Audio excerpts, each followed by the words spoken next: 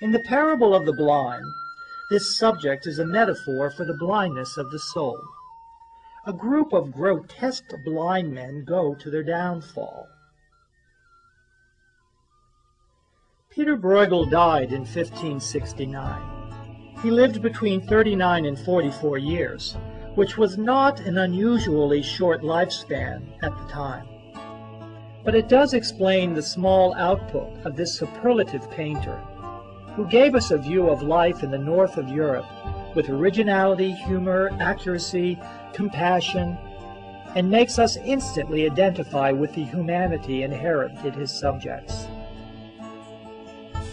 Although Bruegel addressed the human condition from an entirely different angle than the Italians, the spirit of the Renaissance is still the driving force, and mankind is still the fascinating center of the universe.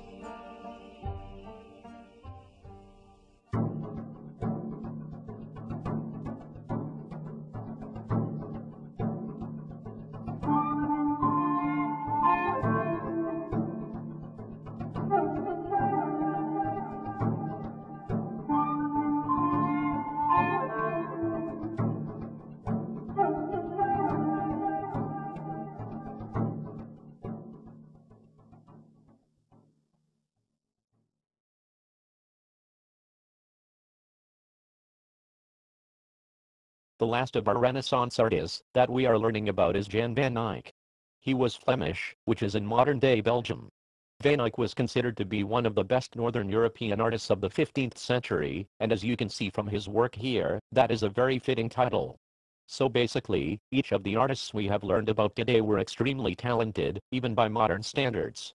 They changed the way that people saw the world around them, and helped to lay the groundwork for the modern era. When trompe-l'oeil ideas first arrived in the North, artists preferred smaller paintings and a more intimate, restrained style.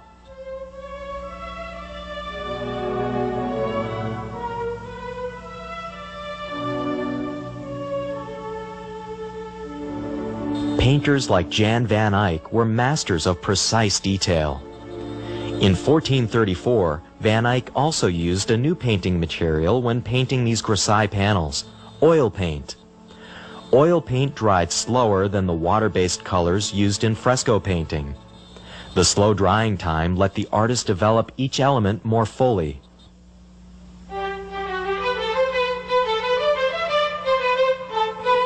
Small still-life paintings were preferred in Northern Europe, so these artists began to experiment with trompe-l'oeil. Over time, a set of rules of the game began to be formed.